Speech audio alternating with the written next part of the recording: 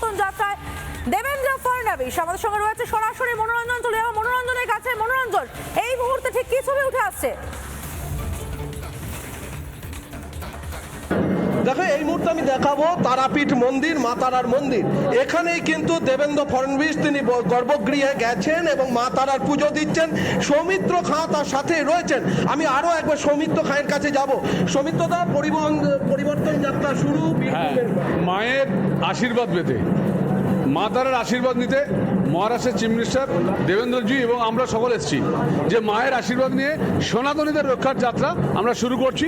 পরিবর্তনে এবার নিশ্চয়ই সরকার পরিবর্তন হবে এবং সমস্ত সনাতনীরা এবং সেবায়েতরা যারা আছেন সবাই আমাদের সহযোগিতা করছেন এবং বাইরে দেখতে পাচ্ছেন জনতার ভিড়, এটা একটা অন্য জায়গা নিয়ে যাচ্ছে।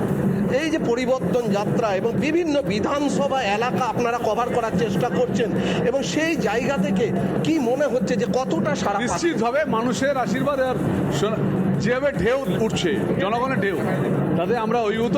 এবং আজকে আমাদের চিফ মিনিস্টার যে আসছেন, দেবেন্দ্র ফডনবিস তিনি আসছেন, তিনি এই মুহূর্তে বীরভূমে এসেছিলেন এবং আমি একটু কথা বলার চেষ্টা করবো। বীরভূম में आए हैं, माँ तारा का मंदिर है। देखिए, माँ तारा का मंदिर ये शक्तिपीठ है।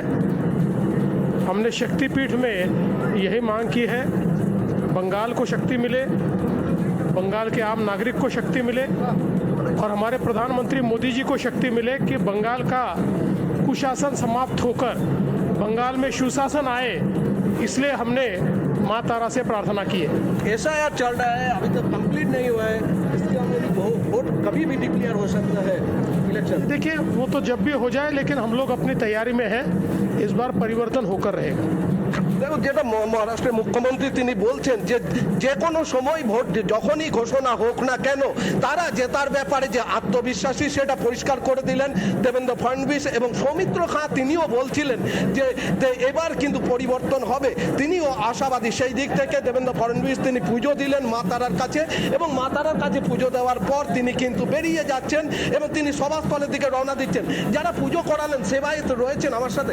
বলছি, দেবেন্দ্র ফডনবিস মুখ্যমন্ত্রী তিনি পুজো দিলেন, কি তার মনস্কামনা জানালেন?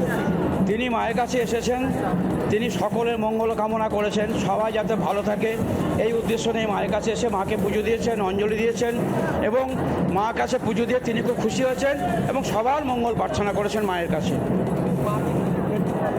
মাকে তিনি শাড়ি দিলেন, মাকে সিঁদুর, আলতা, শাখা এবং চুনরি কাপড় বস্ত্র দিয়ে মাকে পুজো দিলেন, সঙ্গে মালা, অঞ্জলি দিয়েছেন এবং সকলে মিলে আনন্দ পেয়েছেন যারা এসেছেন এখানে পুজো দেওয়ার জন্য।